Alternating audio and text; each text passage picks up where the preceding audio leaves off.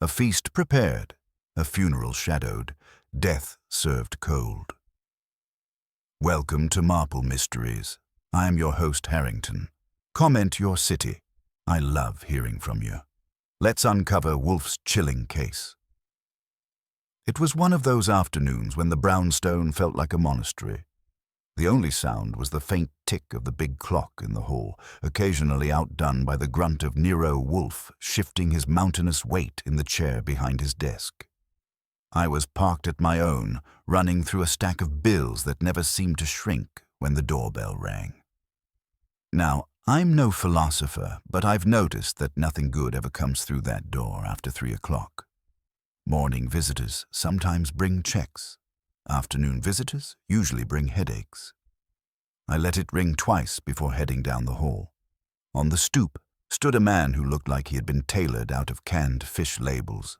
Slim, grey at the edges, and carrying a briefcase like it contained the Ark of the Covenant. His eyes darted up and down the street as if confirming no one had tracked him here. "Mr. Goodwin?" he asked. His voice was cautious, but his shoes were expensive. I gave him the benefit of a nod. He said his name was Calloway, Eugene Calloway, Executive Vice President of Atlantic Consolidated Canning, which is the sort of mouthful that makes you crave a sandwich just to get the taste out. He asked to see Wolfe. Now, Wolfe isn't in the habit of granting audiences to every fish packer who wanders past 35th Street, but I could tell Calloway wasn't just here to sell us a tin of albacore. There was something sweaty behind his calm front. I brought him in. When we entered the office, Wolfe didn't so much as flick an eyelid. He was deep in a book on 17th century French cuisine, and for all I know, in his head, he was halfway through an herb garden in Burgundy. I made the introductions anyway. "Mr. Wolfe, this is Eugene Calloway of Atlantic Consolidated Canning. He's come to enrich our lives with fish packed in oil." Wolfe let the book slide shut with the finality of a coffin lid. His eyes, those small dark stones, moved to our guest. "Pfui!" Tuna Calloway cleared his throat. "Yes, tuna. But not just tuna, Mr. Wolfe. A feast. A funeral feast, I'll admit. That got my attention. When a man starts mixing obituaries with hors d'oeuvres, he usually isn't here to ask for a recipe." Calloway explained that his company's chairman had died last week. A private memorial dinner was held. Lavish, closed door, meant only for the board and a few select family members. The menu, naturally, was centered around the company's crown jewel product, the Atlantic Prime Bluefin, canned with a flourish of truffle oil and saffron. The kind of thing that makes Wolfe raise an eyebrow, though only one. At that dinner, Calloway said, something happened. Something he couldn't put directly into words yet. A sabotage, perhaps. A theft. Betrayal. He wouldn't spell it out until Wolfe agreed to listen formally. I looked at Wolfe. He hadn't moved, but I saw the little tightening at the corners of his mouth that meant his interest had been piqued, even if he'd rather be caught eating a raw turnip than admit it. "Mr. Calloway," Wolfe said finally, "explain why the disturbance of your board's gluttony should intrude upon the sanctity of this house." Calloway placed his briefcase on the desk, opened it, and withdrew a single can of tuna. Not a grocery store can. This one was lacquered black, with a gold seal, the kind of package you half expect to contain diamonds instead of fish. He set it on Wolfe's blotter like a chalice on an altar. "This," he said, "was not supposed to exist.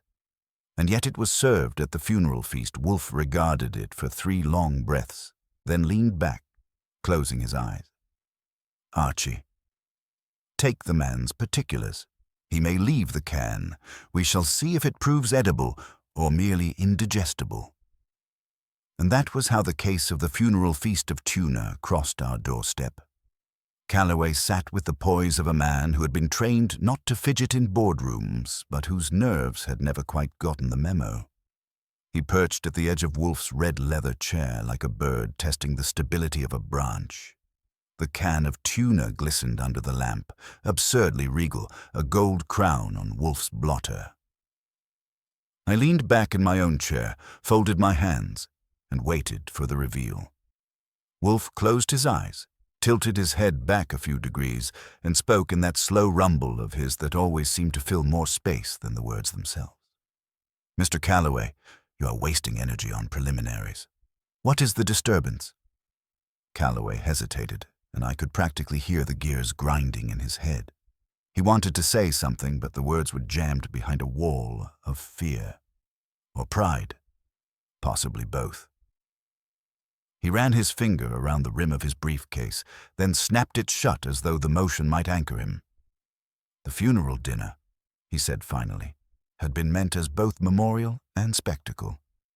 The chairman had died suddenly, leaving behind a family as fractured as a dropped vase. The board had decided, in what he called a gesture of continuity, to unveil a new product line at the dinner, the Black Label series. Tuna elevated to luxury, as Calloway described it. Truffles, saffron, champagne pairings, the works. Only there had been a problem.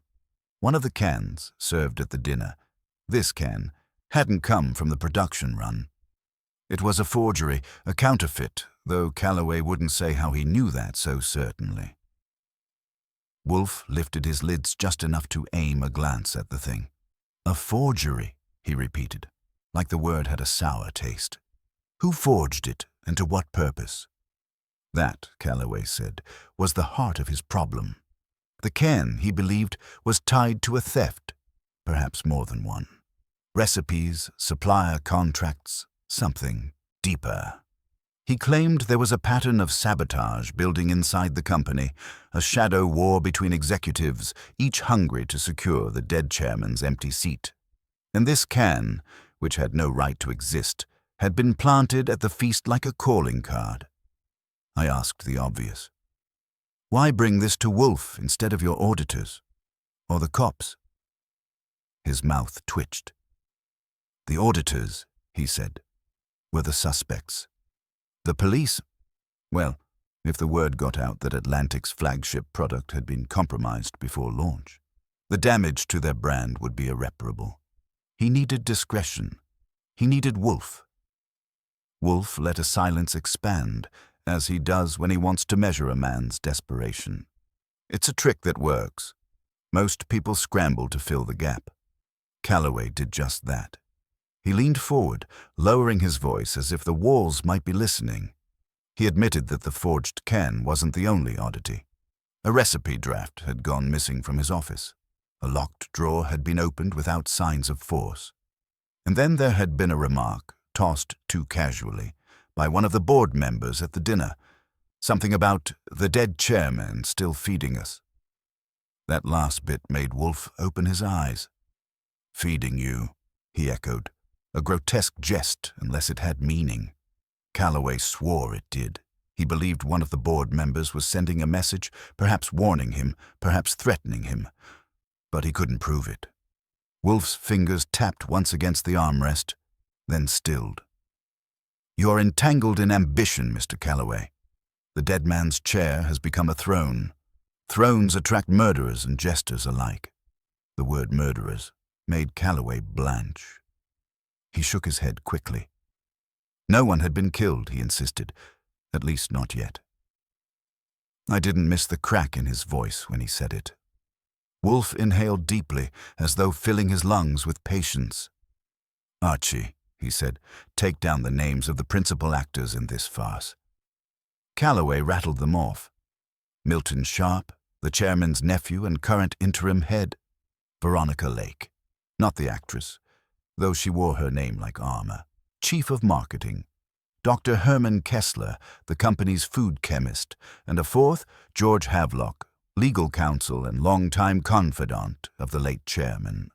4 names, 4 possible hands on the counterfeit. Wolfe nodded once. "You will bring each of them to me, in turn or in sum." Calloway blinked. "You mean, to this house?" Wolfe's lips curved into something too faint to be a smile. "Yes. If they have fouled your feast, Let them intrude upon mine. Archie will arrange it. That was my cue. I frowned, but didn't argue. When Wolfe sets the menu, I'm just the waiter. Calloway stood, looking both relieved and terrified. He left the can of tuna where it sat, a dark little beacon on the desk. As I showed him out, he muttered something about hoping this wouldn't cost him more than money. When I returned, Wolfe was already leaning back, eyes closed, lips pursed. He hadn't touched the can. He didn't need to. For him, it was already talking. "Archie," he said, "summon Mr. Panzer." Quietly. We may need him before the smell turns foul. And with that, the brownstone was disturbed. Outsiders would soon be on their way, bringing their rivalries, their secrets, and the faint scent of fish into Wolfe's sanctum. I glanced at the can again. Somehow I had the feeling this wouldn't stay a case about counterfeit groceries. It had the look of something bigger, something that would test even Wolfe's appetite for trouble. Would you like me to move next into the suspect introductions, Archie's narration of meeting each of the four in Wolfe's office? Or have Archie begin his legwork first, sniffing them out individually before they gather? The can stayed on Wolfe's desk through dinner. I half expected him to ask Fritz to open it, sniff the contents, and declare whether it was poison or pâté, but Wolfe had no intention of letting a tin of fish dictate his appetite. He dined on squab with mushrooms, and the can remained untouched, like an uninvited guest at the table. Afterward, Wolfe returned to his chair in the office, and I knew he'd be rooted there until he decided how to prod the suspects into line.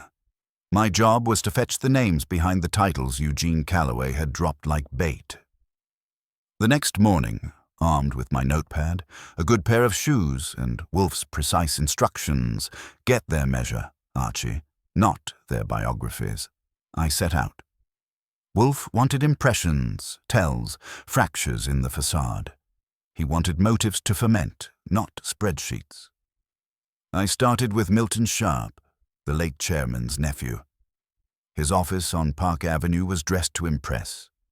Mahogany panels, glass desk, and a wall of framed photographs showing him shaking hands with men who had more money than sense. Milton was in his early 40s, lean and polished, with a grin trained by orthodontists and publicists alike. He welcomed me as if I were another reporter begging for a quote. "So you're Nero Wolfe's man," he said, lounging in his chair like a prince. I suppose Uncle Eugene must be desperate to drag in the great recluse of 35th Street. I made a note that Calloway's uncle status wasn't biological, but honorary. Milton Sharp leaned heavily on irony, but his eyes were restless, scanning me as though he were trying to spot the angle. He was ambitious enough to eat the chairman's chair for breakfast. When I asked about the funeral dinner, he dismissed it with a wave. A celebration of life, he called it, though I caught the faint smirk.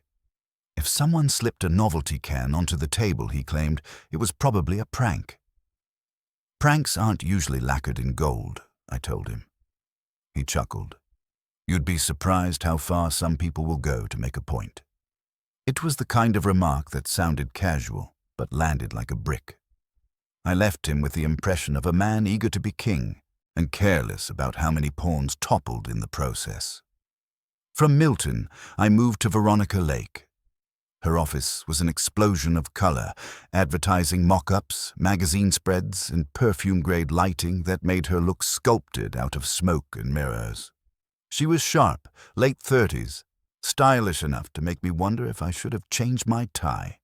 She sized me up in one sweep and leaned back, hands folded behind her head. "So Wolfe thinks I'm guilty of serving him bad fish?" she said.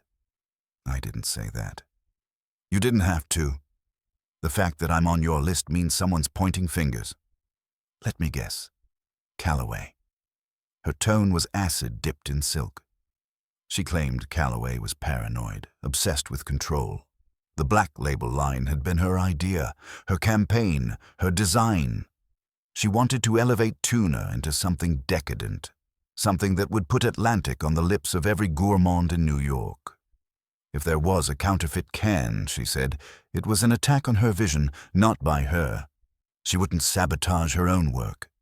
But when I asked about the remark at the funeral, the one about the dead chairman still feeding them, she hesitated, then shrugged. People say stupid things at funerals, Goodwin. Grief makes jokers out of us all. I wrote her down as ambitious, defensive, and capable of lying through a smile if it kept her brand afloat. Dr. Herman Kessler was next. He met me in a lab tucked behind the corporate building, surrounded by beakers, metal scales, and the faint smell of brine. He was small, balding, with spectacles that made his eyes magnify like a nervous fish. He spoke quickly, almost apologetically, about proteins, oils, preservation methods, as though he needed to justify every breath. When I brought up the counterfeit can, he nearly dropped the pipette in his hand. "That should not be possible," he muttered. "The formulation is coded. The ingredients are sealed. If someone replicated it, they had access to restricted data. His panic wasn't faked. If anything, he was too terrified, which could cut two ways. Either he'd been careless and left a door open for someone to walk through, or he was covering up his own involvement.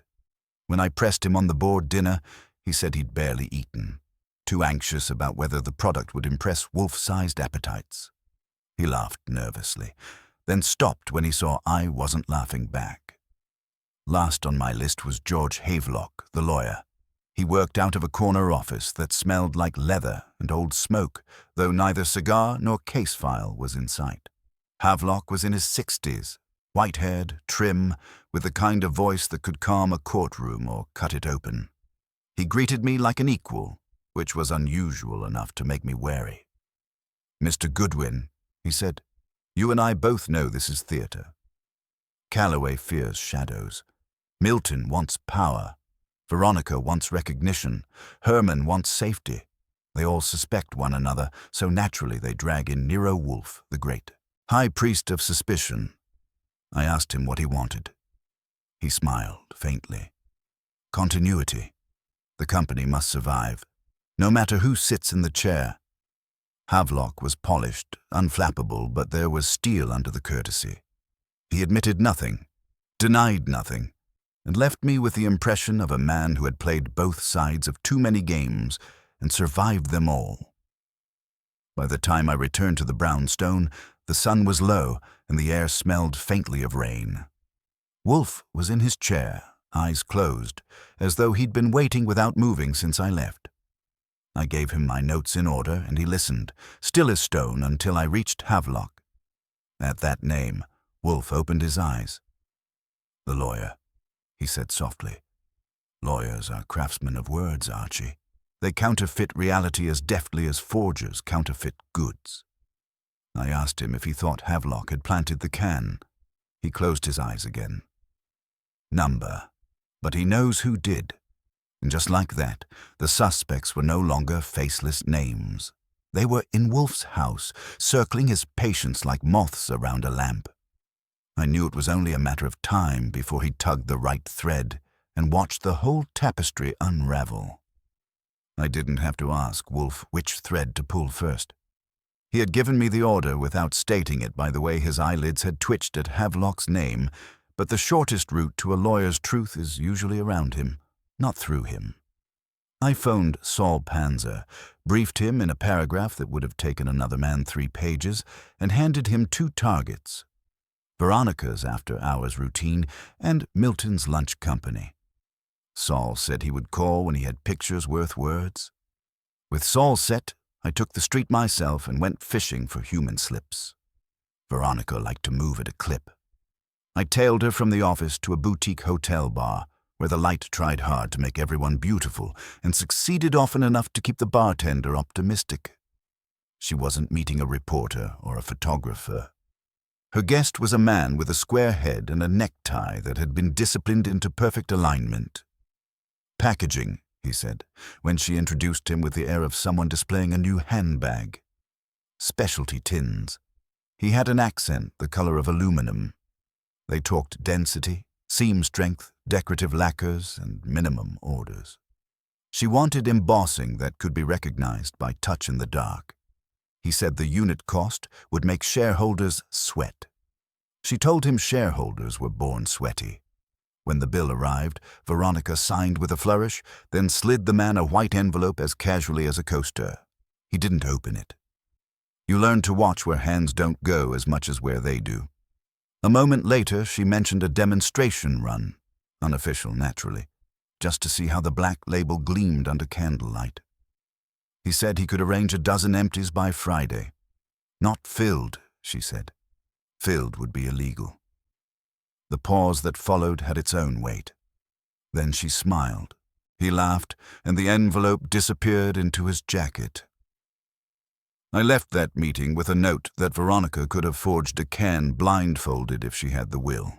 That didn't mean she had done it. It meant she knew how to make a ghost of one. Milton was daylight work. He went to a steakhouse where the butter had an expense account, and he met a man whose cufflinks advertised old money that had forgiven him everything. They spoke softly and laughed louder. I caught fragments when the waiter hovered. Leftover Japanese quotas, a boutique supplier in Malta, a rumor that Atlantic could be forced to regionalize the black label if certain approvals didn't materialize. Then Milton reached for his phone, checked a message, and his smile softened in a way that wasn't for business. He excused himself to make a call. When he returned, he told his friend that the board choreography was going well, and that when the vote came, 2 of the old guard would abstain in the name of dignity. They raised glasses to dignity, which was currently priced by the ounce. I made a note. Milton expected a vote, not a war. That made him dangerous in a different way. Men who think the steps are fixed are the ones who yank the music when they stumble. Kessler, I found, didn't take lunch. He ate at his desk, hands trembling slightly over a Tupperware that had known better days. I put my badge and smile on him and asked about chain of custody. He showed me logs so tidy they looked rehearsed. I asked who could access the formulation data. He said himself, 2 senior lab techs and... Here his mouth made a shape it didn't like. Legal. Not the general pool, he said quickly. Just Mr. Havelock, for patent filings and trade secret protections. I asked if the code could be reconstituted from samples. He said you could taste truffle and saffron, but you couldn't taste a supply chain. Then he remembered a thing he hadn't meant to say. 2 days before the funeral dinner, a lab notebook had gone on walkabout for an hour. It turned up where it belonged. He didn't report it because reporting it would have required admitting it had been missing, and his heart couldn't take the paperwork.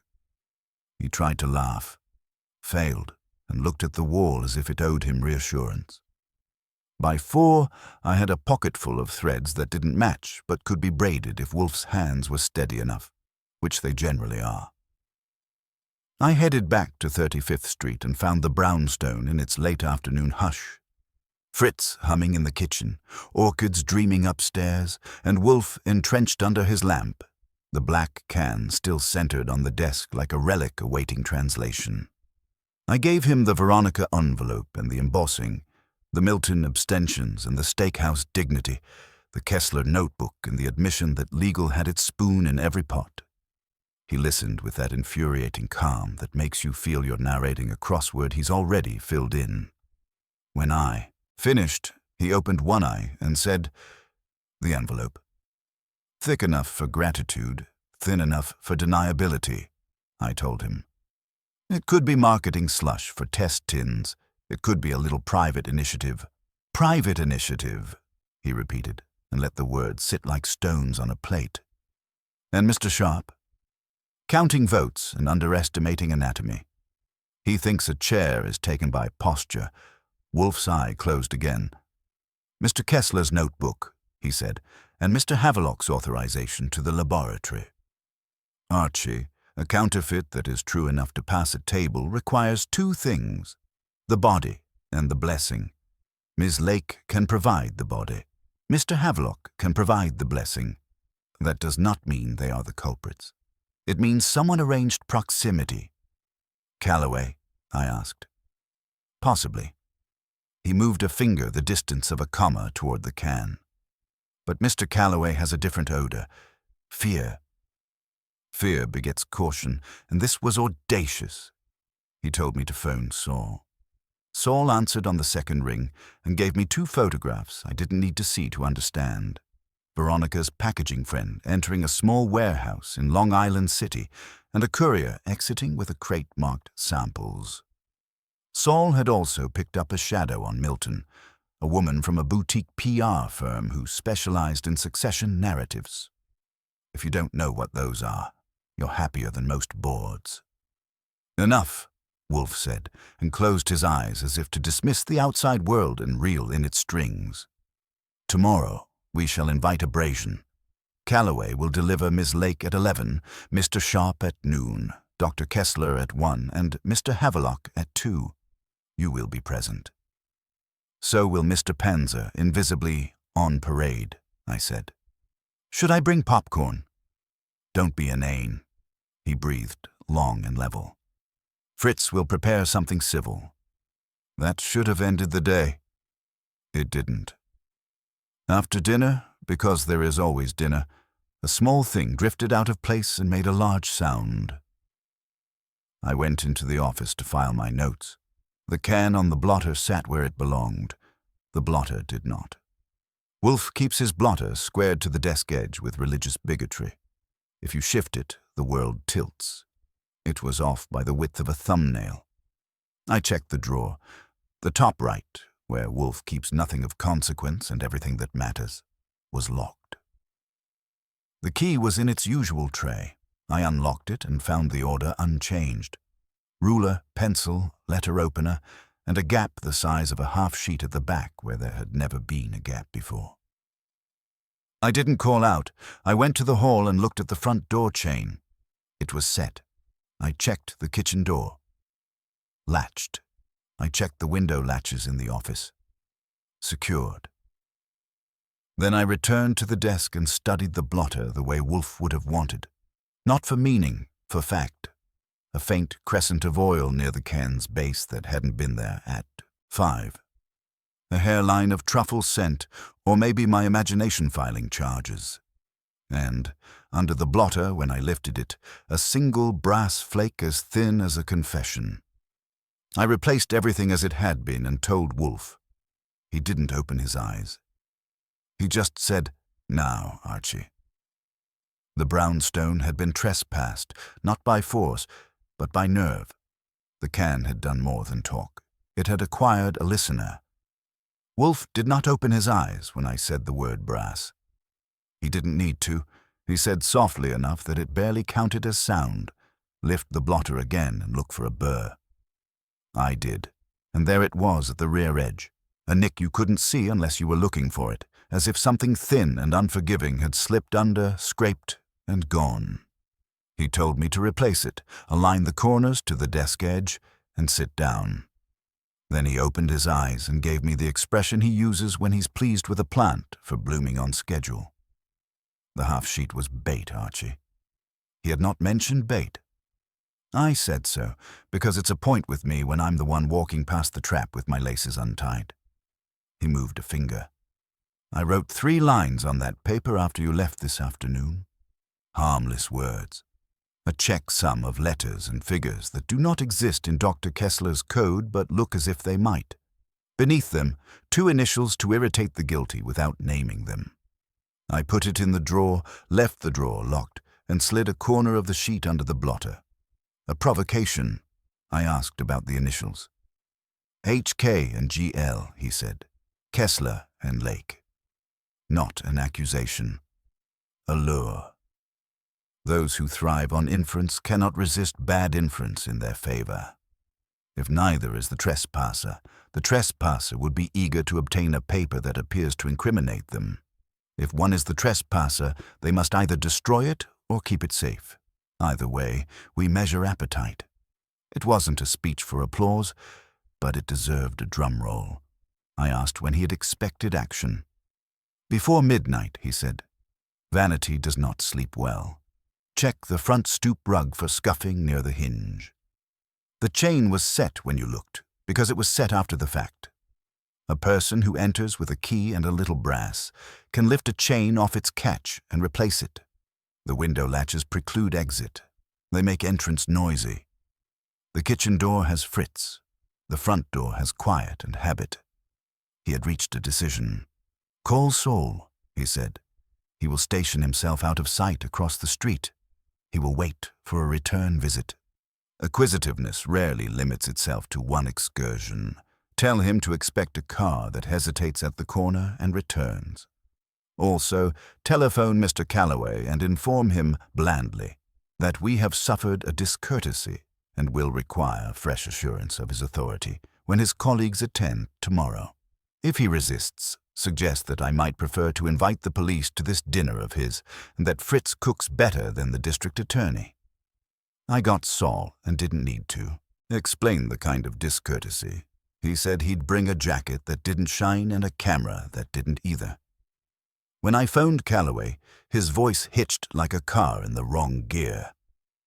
He promised to come himself at 10 with papers and contrition, which would be a novelty in my experience of food executives.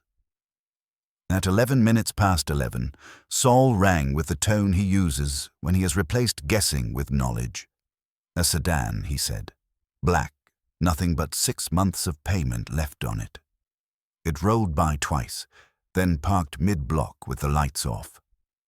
A man stepped out. Shorter than me, bulked in the shoulders. Hat pulled down.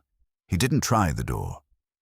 He went to the stoop, squatted, and felt along the underside of the lip like he had misplaced a coin.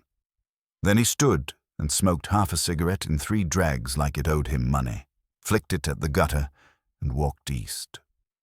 The sedan eased out a minute later. Plate belonged to a car service that has a contract with Sharp's building. That was a bouquet with 4 flowers and a thorn. I asked Saul if he could pick up the butt without being artistic about it. He said he already had. He'd wrap it for us like a wedding favor. I told him to go home and sleep with one eye open. I took the butt into the kitchen, and Fritz, who is the sort of man you trust with a souffle and a murder weapon equally, sealed it in a little jar that had previously housed anise seeds. Wolfe doesn't go in for fingerprints unless they come to him on a silver tray, but he respects saliva for what it tells you about a habit. "Turkish blend," Fritz said, sniffing. "Expensive and unsuitable for a man with sense." We sat. When Wolfe sits in silence, you learn the meaning of pressure without anyone banging cymbals. He was locating something in the air between us, a connection with enough tensile strength to hold when he tugged. He asked me to recite, without embellishment, each person's relation to keys, chains, and quiet doors. I did. Veronica had the nerve and the need to examine the bait. Milton had access to car services that erased footprints and furnished stories. Kessler had fear enough to make him freeze, not trespass. Havelock had the blessing and the habit of using tools men left lying around. Calloway had the motive to hire us and the terror of being found with his hand in any drawer. The conclusion forming was not a name. Wolfe doesn't do names until they are handcuffs. It was a posture. Someone needed to know whether Wolfe had anything concrete that could indict a particular pair of initials and couldn't risk asking. At 2 a.m, the telephone rang, a polite murmur that suggested it regretted waking us. Saul again. Our sedan had returned for a 3rd pass, then cut over to Madison and stopped long enough for the passenger to speak to someone leaning against a lamp post. The only detail Saul could offer that had flavor was a glint on the passenger's sleeve when he lifted his arm. "A scale of brass," he said, catching the light. That made Wolfe open his eyes as if someone had just put a decent bottle on the table. "Brass is used in dyes for embossing," he said. "Thin sheets, sometimes filed, sometimes flaking when handled by men who disbelieve in aprons. Miss Lake's vendor is fond of envelopes. Lawyers are fond of men with cars. The 2 fondnesses can combine in a single practical creature. You could have called it a theory if you wanted to insult it. Wolfe called it a sequence, He arranged the steps out loud until they had rhythm. A bait appears. A hand with brass dust lifts it. A chain is eased. A service car idles. A butt is flung. The night remembers. He told me to sleep 4 hours and then collect Saul's photographs and the cigarette to show Calloway when he arrived with his contrition. Also, he said, bring up a small magnifying glass and place it on the corner of the desk, where a hurried hand might see it and presume we have seen more than we have. That's how Wolfe increases pressure, not by bearing down, but by letting other people's nerves do the work. By 10, the brownstone smelled of coffee, time, and expectation. Calloway arrived with a folder thick enough to cushion his conscience. He had board resolutions, special proxies, and an affidavit that the black label formula was known to exactly 4 people, 2 of whom were named in Wolfe's missing half-sheet. He trembled until Fritz set coffee in front of him. Fritz's coffee could steady a political revolution. Wolfe didn't take the folder. He inclined his head at the can, still regal on the blotter. "Tell me, Mr. Calloway," he said, "what remark at your funeral dinner would make a lawyer smile, a chemist sweat, a marketer calculate, and a nephew rehearse a speech about dignity?" Calloway gripped the cup and stared at the can like it might answer for him. He said, someone, he didn't want to say who, not yet, had lifted it in a toast and said, "The old man still feeds us, even from his grave." And everyone had laughed, except Kessler, who had gone white, because he knew the formulation in that can wasn't his final one. Wolfe looked satisfied, which is a look he wears rarely because he thinks it vulgar. The pressure had risen the way he likes. Silently, inevitability arranged like silver on a table. The doorbell rang. Veronica was punctual. Milton would be too.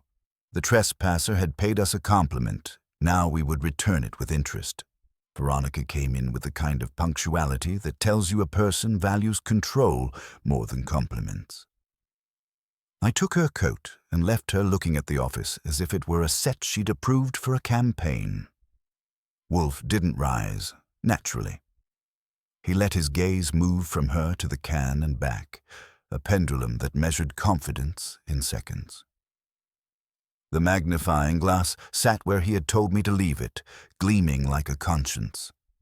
She went to the chair I indicated, crossed one leg over the other, and gave Wolfe a smile. "Reserve for difficult donors. You asked for me at 11. I imagined there would be a brief, a docket, something with tabs." Wolfe's eyelids descended a notch. "You imagined wrongly. I prefer speech to tabs, and truth to both. Miss Lake, please tell Mr. Goodwin about your evening with the gentleman who supplies decorative tins." She didn't blink, which was professional of her. If she felt the hit, it was below the waterline. "We discussed packaging options," she said. "I carry many conversations at once.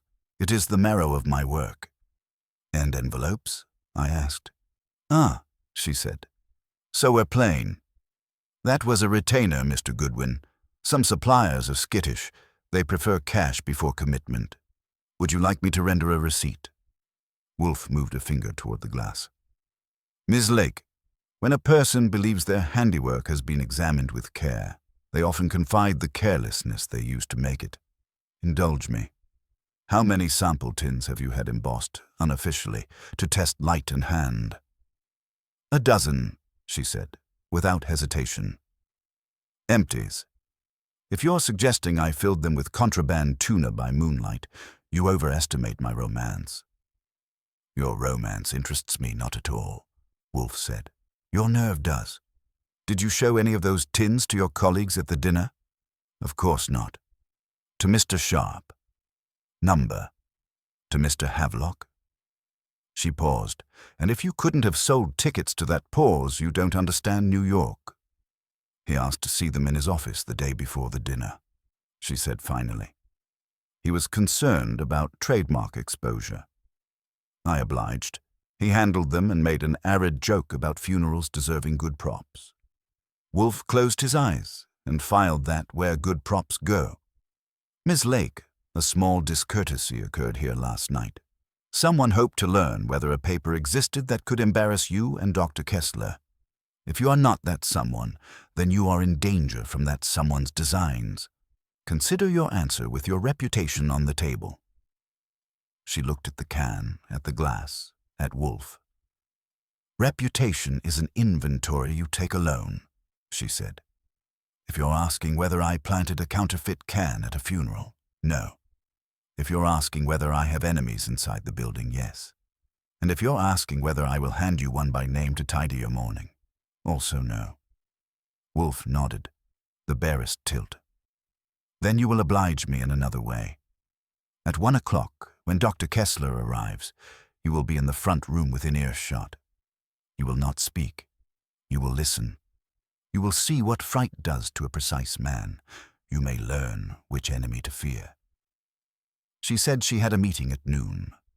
Wolfe said it would be brief if she wished the rest of her career to be long. She stood, measured him with an art director's eye, and smiled without warmth.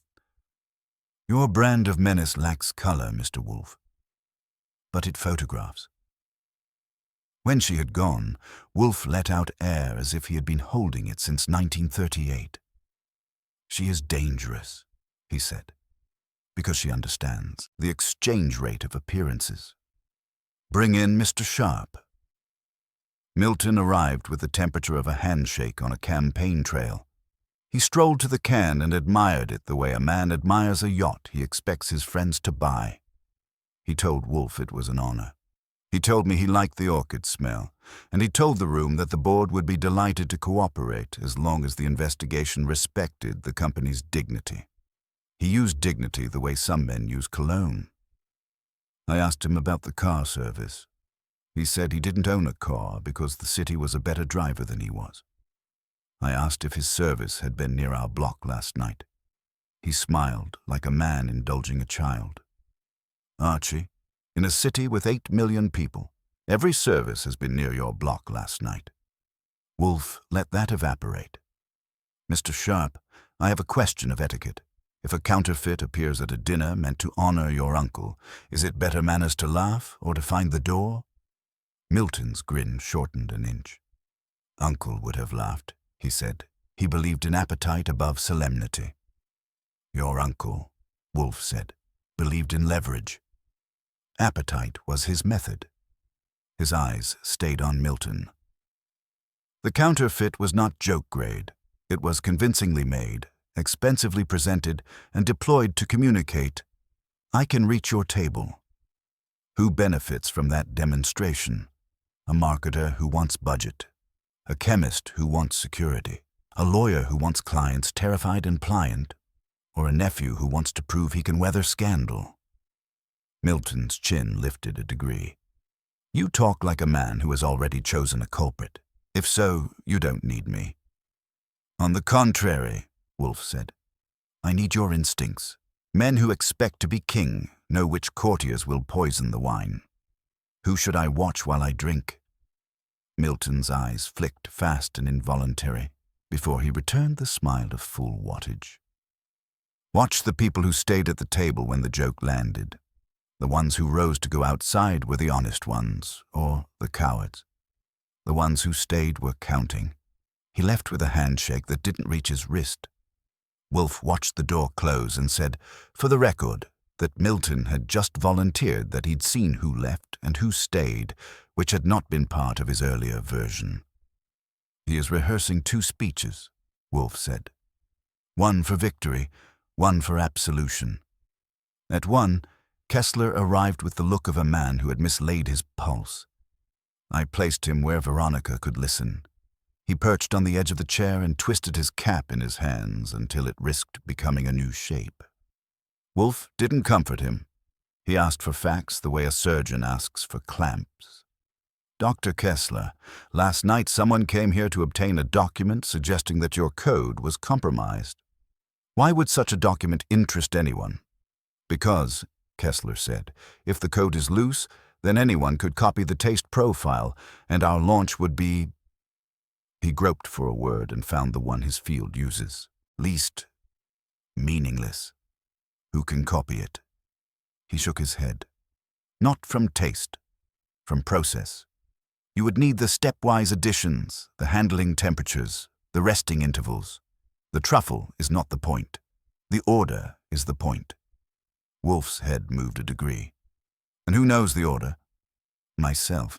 2 senior technicians. Legal, for filings. He swallowed. Mr. Havelock. Wolfe let that settle. At the dinner, when the counterfeit was opened, you did not finish your plate. I could tell, Kessler said. The oil had been heated twice. It is a small sign, but to me it screams.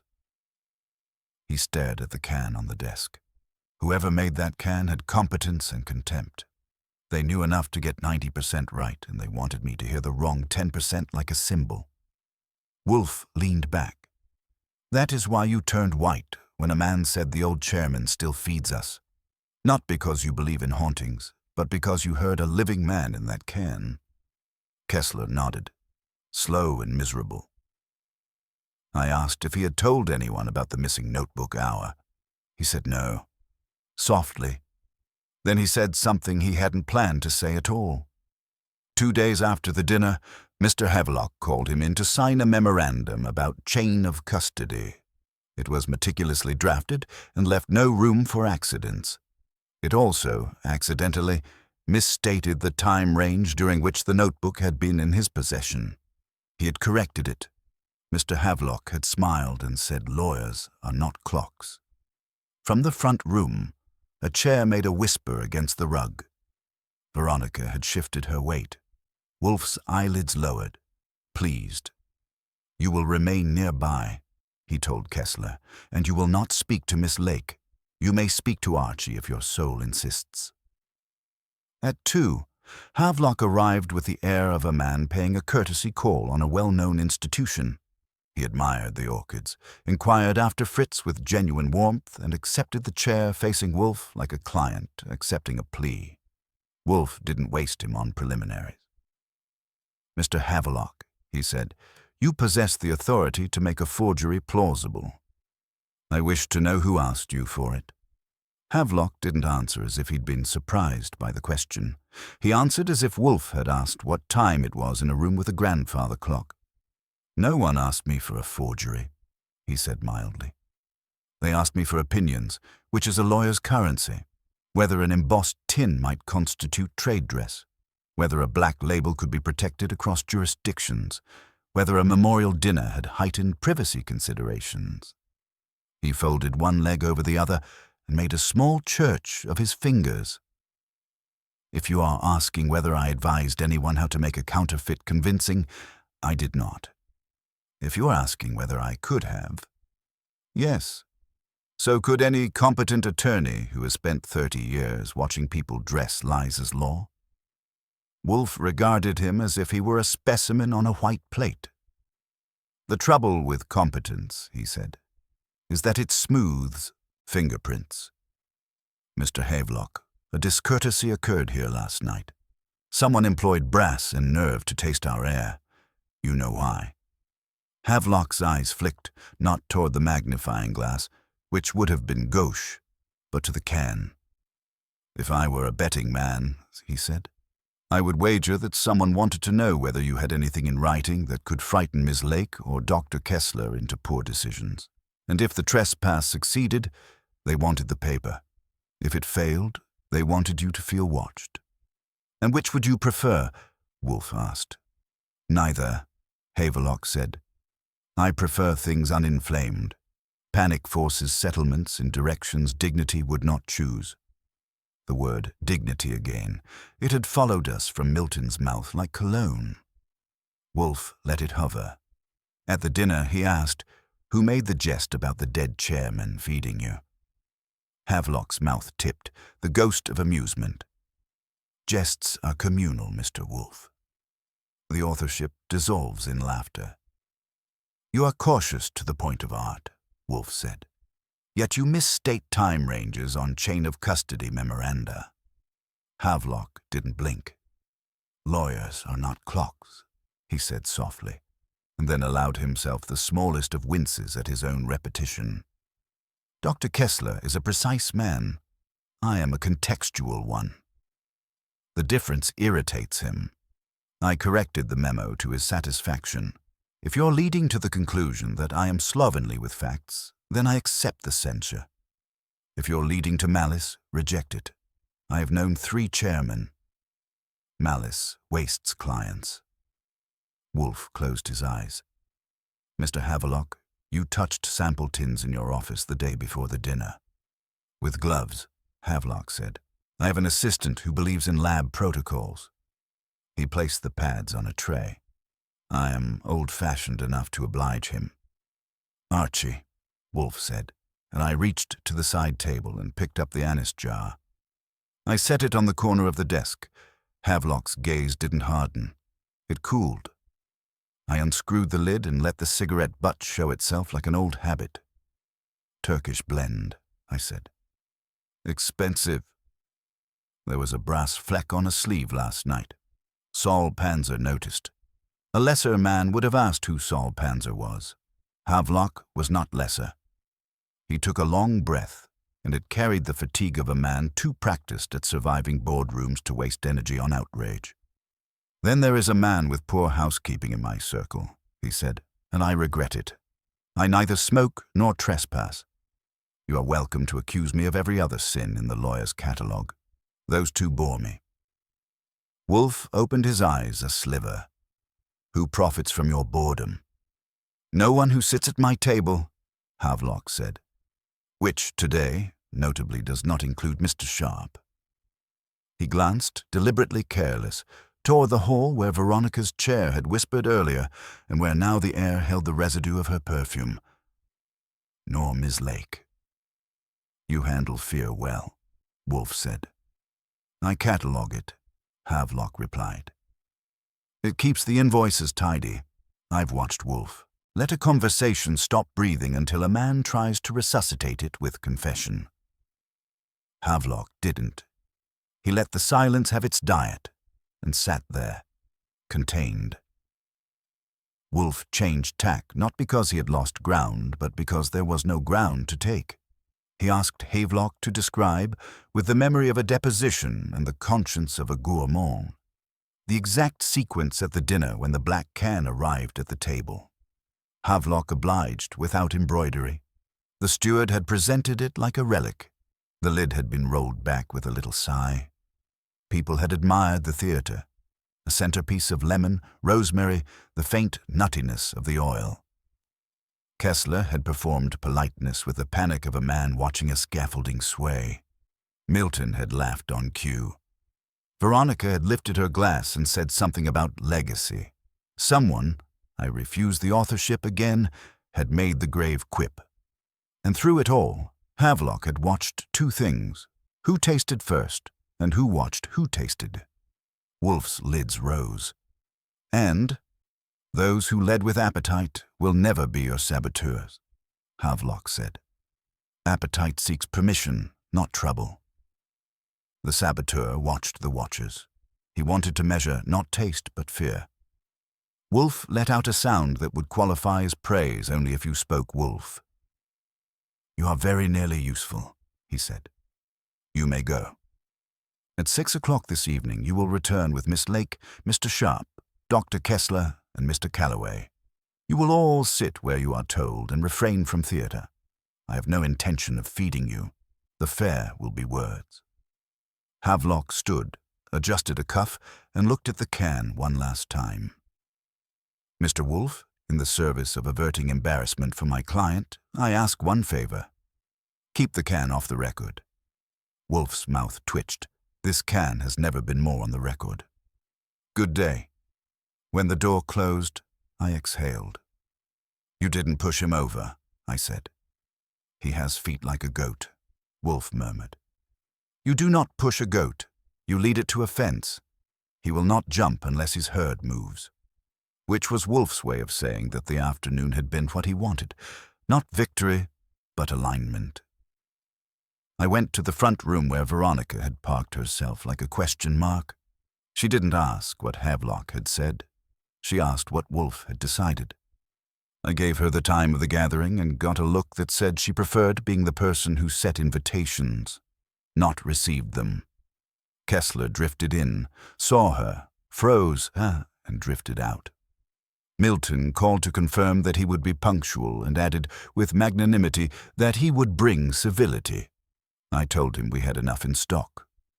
The house settled into a waiting posture. Fritz prepped nothing. Wolfe dozed with his eyes open, which is a trick he does for hours. I called Saul and told him 6 o'clock would be worth his calendar. He said he'd sit with the orchids and enjoy the show from the landing if I didn't mind. I didn't. When Wolfe performs, it isn't theatre, but it isn't not theatre either. At 5:30 the sky bruised and the first guest returned, ahead of schedule, which tells you the state of his nerves. It was Calloway, clutching the folder like a hymnal. He asked if he should expect arrests. I said he should expect English. That calmed him a little. At 5:55, Veronica breezed in on a win she had manufactured. She took the same chair and regarded the magnifying glass with interest studiously devoid of fear. Milton arrived at the dot, smiled, and positioned himself where he could see everyone at once. Kessler came in like a man entering a dentist's parlor. Havelock came last, unhurried, hat in hand, the picture of counsel. Wolfe didn't make them wait for the gong that doesn't exist. He opened his eyes, sat forward just enough to declare that the mountain was in an active mood, and let his gaze do a lap. "Ladies and gentlemen," he said, "you have brought a counterfeit into a room that does not tolerate counterfeits. You have trespassed on patience. This ends tonight." I could feel the room's breath shorten by a notch. Wolfe lifted the can with 2 fingers, set it down where the light braided itself on the lacquer, and lowered his voice until the words had to be chased. The man who planted this used 2 assistants who do not know they were assistants. One provided a body. One provided a blessing. The man himself provided nerve. He also provided brass. Literally. He smiled, and because it was Wolfe, the smile did not look like friendliness. "Mr. Goodwin, shut the door." I did, and the click was the cleanest sound I had heard all day. The door clicked shut, and the brownstone was sealed, a jar containing 5 specimens and 1 very large observer. Wolfe let the silence stretch long enough for the air to feel weighed. He didn't fidget, didn't blink, didn't twitch a lip. He let the stillness do the work, and in that stillness the suspects shifted. Calloway's folder creaked under his grip. Veronica adjusted the hem of her skirt with studied leisure. Milton leaned back with a smile so broad it was begging for reinforcement. Kessler's fingers tapped a rhythm on his knee that betrayed how close he was to trembling. Havelock sat perfectly composed, a note of dry patience in his posture. Wolfe finally moved, 1 finger sliding across the edge of the desk. "This can," he said, "has occupied my blotter longer than any edible item has a right to. You have all touched it, directly or by consequence. You have all fed on its symbolism. I intend to put it back where it belongs, in the hands of the one who made it possible." Milton chuckled. "You make it sound like one of us runs a tin works." "Silence," Wolfe said, and the chuckle ended with the crispness of a snuffed candle. He looked not at Milton, but at Veronica. "Miss Lake, you procured decorative tins in excess of your sanctioned order. You distributed them ostensibly for marketing trials. In so doing, you provided the body of the counterfeit." Veronica didn't rise to the bait. She lifted a brow, cool and sharp. "You must be confusing entrepreneurship with sabotage, Mr. Wolfe. I market ideas. I test appearances. I never filled a can." "Precisely," Wolfe said. "You furnished the shell. The filling required knowledge, sequence, and contempt. That came from elsewhere." His eyes shifted to Kessler. The chemist swallowed. "I never," he began, but Wolfe raised a hand. "Dr. Kessler, you are an honest man of the anxious variety. Your terror is too genuine to be acted. You did not betray the formula, but your negligence betrayed you. A notebook, missing an hour. Access you did not report. Someone examined your code. Not you. Kessler's face had gone ashen. Then who? Wolfe let his gaze settle on Havelock, slow and deliberate. Mr. Havelock enjoys context. He corrects time ranges to suit narrative. He advises on what makes a forgery plausible, though he does not soil his hands with oil or brass. He handled the sample tins in his office. He had reason to smooth over the chemist's moment of panic. He provided the blessing.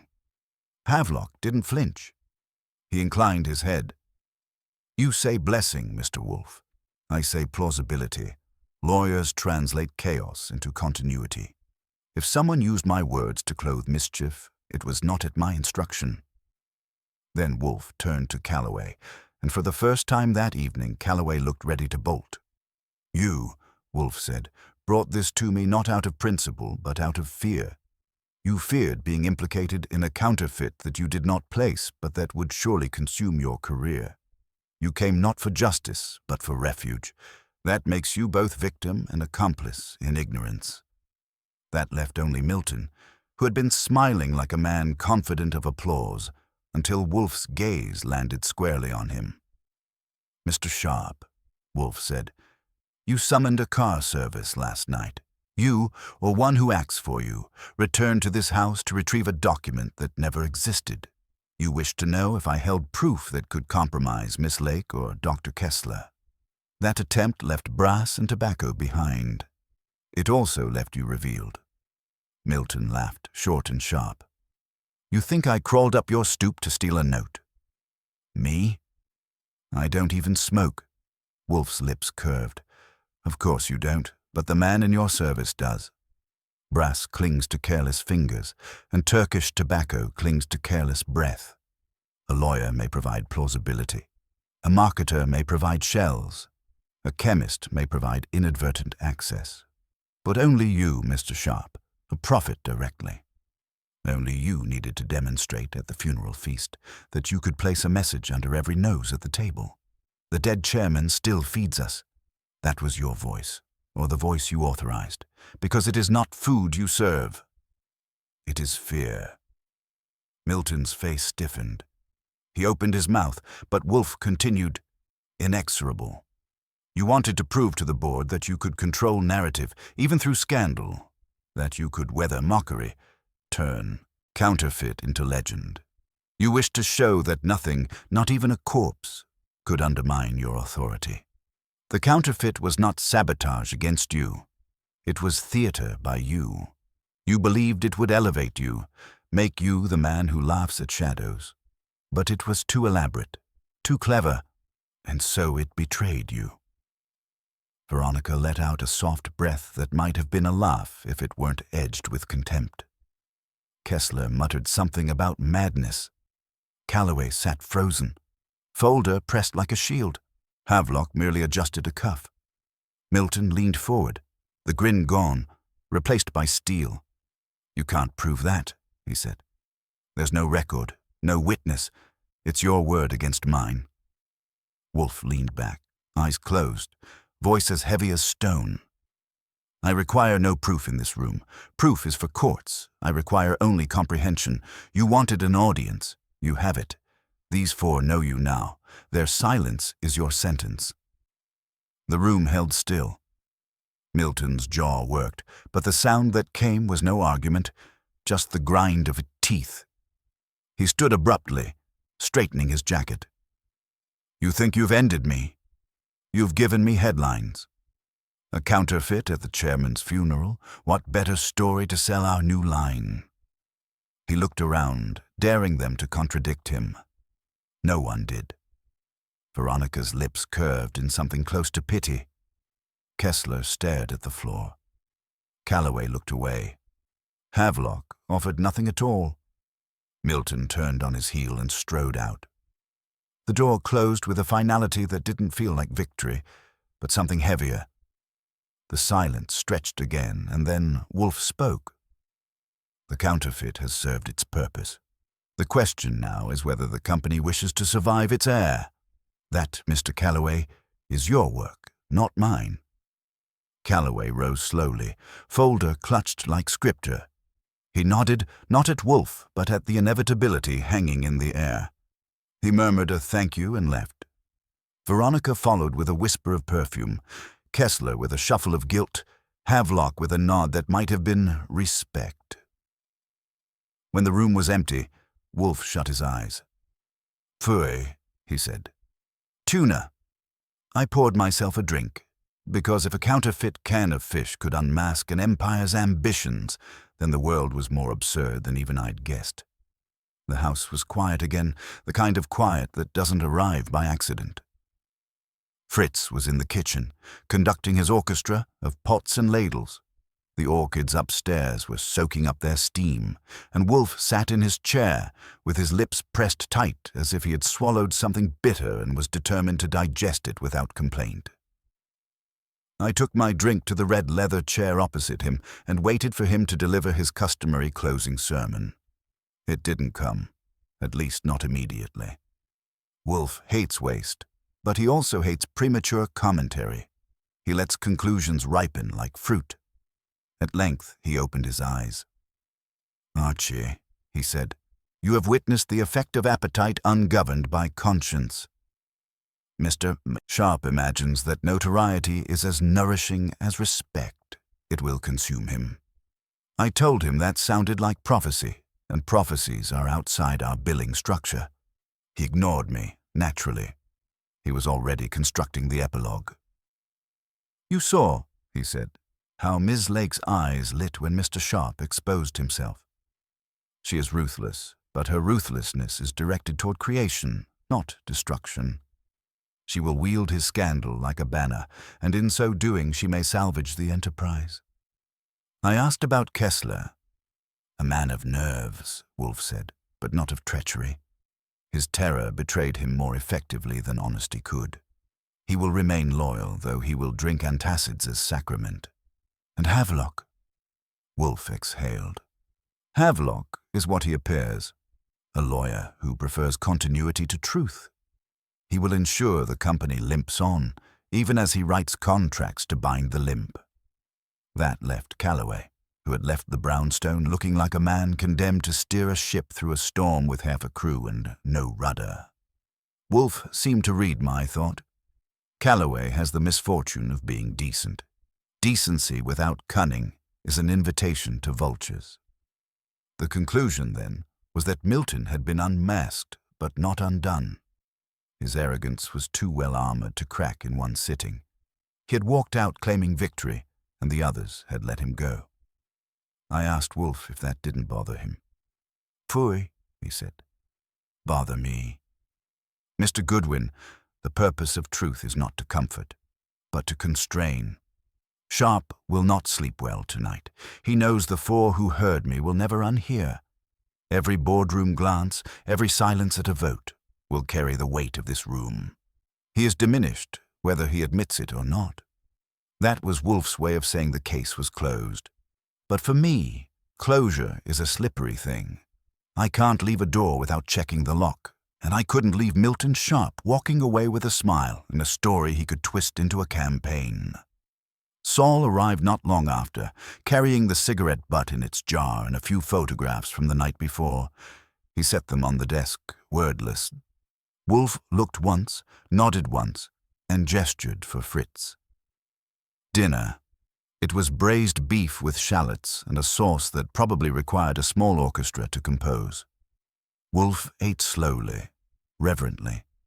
I ate faster, because I wanted to ask questions before sleep shut his lips for the night. "You let Milton walk," I said. "He's still got the board, still got the press. What if he spins this into legend? How he turned a counterfeit scandal into proof of daring?" Wolfe wiped his lips with his napkin. "Then he will choke on his legend. A man may dine on scandal for one course, but not for a lifetime. Appetite again, Archie. Always appetite." I had to admit he had a point. Scandal tastes rich for a moment, then curdles. Milton had built his empire on appearances, but appearances are thin soup when the board wants stability. Still, I couldn't shake the image of him walking out of our office like a man rehearsing his coronation speech. Later, when Wolfe had retreated to the plant rooms and Fritz had retired, I sat in the office alone. The can of tuna was still on the desk, black and gold and silent. It looked harmless, almost absurd, and yet it had managed to tear strips off 4 reputations and leave a 5th man teetering. I considered opening it just to see if the contents matched the packaging, but thought better of it. Wolfe would call it vandalism. Besides, I wasn't sure I wanted to taste ambition in oil and saffron. The phone rang just past midnight. I answered. It was Saul, his voice as calm as if he were reading a weather report. He'd tailed Milton after the meeting. Milton had gone straight to a private club where he met 2 men, unknown to Saul, both carrying themselves like power brokers who preferred shadows to headlines. They drank, they laughed, and Milton talked as though he'd already claimed the chair. But there was an edge, Saul said. The laugh was too loud. The glass emptied too fast. A man trying to convince not just his companions, but himself. I relayed that to Wolfe in the morning. He grunted, which is his way of saying a thing is consistent with his expectations. Sharp has set his table, he said. Now we watch to see who joins him and who refuses to sit. And that was that. No police, no indictments, no headlines with our names. Just a can of counterfeit tuna left behind like a reminder that even in Wolfe's brownstone, the sanctity of order can be disturbed by something as ridiculous and as dangerous as ambition packed in oil. The house returned to its rhythms, orchids, cooking, silence, routine. Wolfe stayed in his chair as he always does, master of his world. I stayed in mine, filing notes, answering phones, and watching the door for the next disruption that would break the peace he loved so much. And the can? It never left the desk until Fritz finally asked, very gently, if he might dispose of it. Wolfe considered for a long moment, then nodded. Not in the trash, he said. In the river. So I drove it out one evening, the can wrapped in plain paper, and dropped it into the Hudson. It sank without ceremony, without splash. That was the end of it. Or maybe not. Maybe somewhere downstream a fisherman pulled it up, opened it, and wondered why luxury smelled like fraud. When I got back, Wolfe was in his chair, eyes closed, lips pursed. He didn't ask if the can was gone. He didn't need to. He only said, Archie, man's appetite is endless, but his judgment is not. That is why there will always be work for us. I told him he was welcome to the work, but I'd prefer if next time it didn't involve canned fish. He muttered something that might have been agreement or disdain. With Wolfe, the two sound very much alike, and that's how the brownstone returned to silence. Dinner was served, wine was poured, and the counterfeit can became nothing more than another entry in the long ledger of human folly that keeps Nero Wolfe in business and me in employment. The brownstone settled into its rhythm again, but something of the case lingered, the way a spice clings long after the meal is cleared. For Wolfe, that wasn't unusual. He thrives on the residue of other people's folly, and once he's wrung it dry, he moves on to the next without so much as a backward glance. For me, it was harder. The counterfeit can might have gone to the river, but Milton Sharp was still out there, polishing his smile and telling himself he'd turned a scandal into strategy. The truth is, Wolfe had unmasked him without destroying him, and I had wanted something cleaner, an ending that snapped shut like a handcuff. Wolfe, of course, had no such hunger. He was content with exposure, not punishment.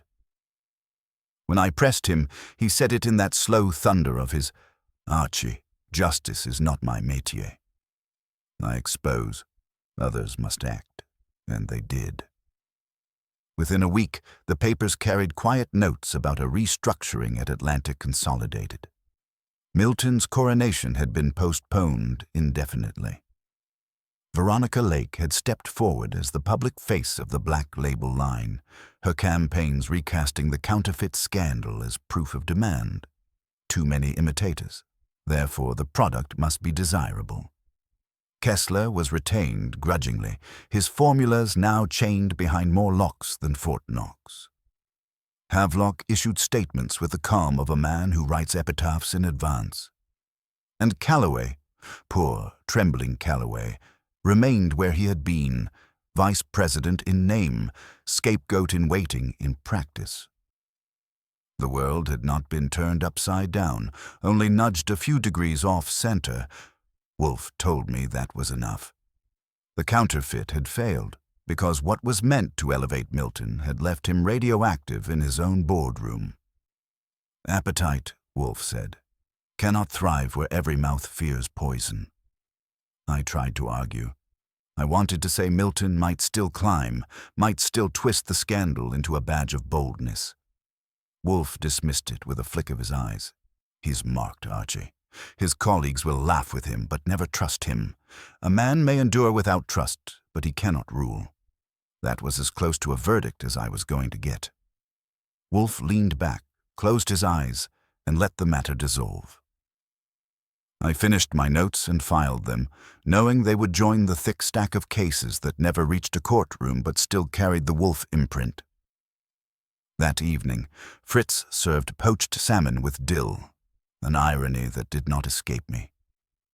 Wolfe accepted it without comment, though he muttered a single word before the first bite. Phooey. And then he ate.